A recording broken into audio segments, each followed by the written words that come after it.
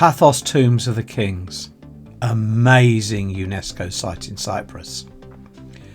A large group of incredible tombs carved into the rock, pillars, columns, stairs, tunnels and even wells in several different styles. These are amazing. The tombs date from the 4th century BC going on to Roman times, and the use is sometimes changed, with them being used in later years sometimes for shelter, and one was used as a church. Please stay to the end for all the details. I'll be making more similar videos, so please like, subscribe and click the alerts bell for future releases. Thank you for watching Eclectic Experience, change seen through images. If you're in Paphos, then the Tombs of the Kings is well worth a visit. The tombs are fantastic, but there are also other things as well, like great bits of eroded rock and views of the sea. The Tombs of the Kings site is located here, shown in relation to Paphos Harbour. It's pretty close. The site can be seen from the road, but also from the path next to the sea and from the surrounding hotels.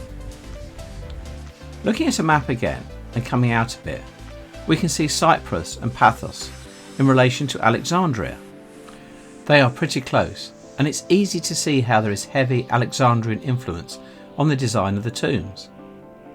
A large part of the tomb construction occurred when Cyprus was actually under the control of the regime in Alexandria, Egypt, and some of the tombs here are almost certainly of the high-ranking officials from Alexandria that ran the island from Paphos. This is the timeline from the Archaeological Museum of the Paphos district, which is in the centre of Paphos and is well worth a visit. It shows the Hellenistic period, starting in 312 BC, when Cyprus came under control of the regime based in Alexandria, and then the Roman period, which finished in 395 AD. That is a very long time these tombs were in operation. Incidentally, many of the finds from the Tombs of the Kings can be found in this museum. Unfortunately, the location of the tombs has not been a secret, so they have been subject to grave robbing over many centuries, so there was not as many finds as there could be. This is the entrance to the tombs. Essentially, the Tombs of the Kings is a sizable necropolis or cemetery. Interestingly, there are no kings actually buried here, and it is thought it was named Kings due to the very grand nature of some of the tombs. Here's just but a few highlights. All 8 tombs are worth a visit, along with those that aren't numbered. It's also worth looking around at the landscape, the interesting rock features, looking at the impact of erosion, which has created some very interesting shapes, and also getting a good look at the sea from the higher ground, and a shipwreck from 1998. The first tomb actually looks a bit like a house, which was often the intention. The post on the side has a QR code for calling up information on the tomb. Then when we get inside, we can see just how amazing it is, with a straight roof and the sections cut away for the bodies. Shortly on, we encounter some more tombs with stairs that take us up to, for want of a better word, the roof, where we can get a good look around at the nearby area and also see more entrances and these interesting carvings in the rock.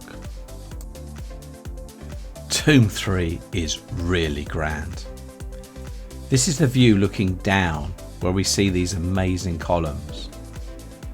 Then, if we go into the tomb itself, this is what it looks like. There are several rooms off the main area.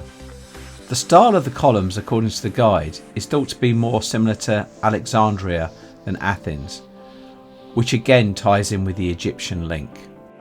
The light shining around the columns really does look great. Tomb 4 again has columns, but is differently constructed. After coming down the stairs, we can see the erosion on the walls and on the columns. Also in this tomb, we can see more tombs cut away at an even lower level. Interestingly, some gold was found here during the excavations that had not been taken by grave robbers. Tomb 6 is in another style again, with a long passageway entrance or dromus, which has a fantastic ceiling. Look at this. There are also tombs off to the side and even some stairs going further down. At the end of the passageway, we come back to the outside and are met by bases of columns, various other tomb areas, and a secure area with even more tombs inside. Tomb 7 has more fantastic columns and a different style again. There is a long approach which is no longer covered, and some quite large remains of plaster on the walls. Interestingly, this tomb was actually used as a church for some time. Looking round, we can see that there's familiar rooms or tombs off to the sides. And I do remember more of a damp feeling here than in the other tombs. Tomb 8 is really quite different to the others in that it has a sort of square rock-like house in the middle with a passageway surrounding it on all sides, but with an archway type bridge going to the middle section. Also, according to the guide, this tomb has had many influences from Alexandria, Egypt. Looking round it, it is very impressive and gives quite the feel of a house. There are a significant number of tombs in all directions from the central area and also including it as well. There's also some wall carvings and a central staircase going to the top of the middle section. I walked towards this block of stone because I thought it looked like a house. It wasn't numbered, but I wasn't disappointed. When I went round the other side of this block, there was a really interesting mix of tombs and a very significant well, which I managed to take a good photograph of looking down. Unfortunately, as this wasn't a numbered tomb, there is no information on it, but it did look really impressive. When you're ready to leave this fascinating place, it can be exited either through the main entrance or by the gate to the path next to the sea, near the end of this green fence. Some visiting tips. The key tip is to wear sturdy footwear. The ground is often uneven and there are lots of steps that are frequently very well worn, but well worth going up and down to see the amazing tombs and landscape. Also, make sure your phone has a reasonable charge on the battery, as it is needed to read the QR codes on the boards by each of the 8 tombs. There is generally little or no written signage, so the QR codes are essential to find out what is going on. Also, explore beyond the 8 numbered tombs. I often found the little tombs hidden away behind the arches and the bushes to be very interesting.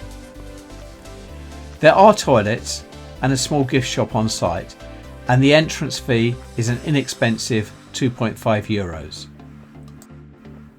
I hope you've enjoyed the video.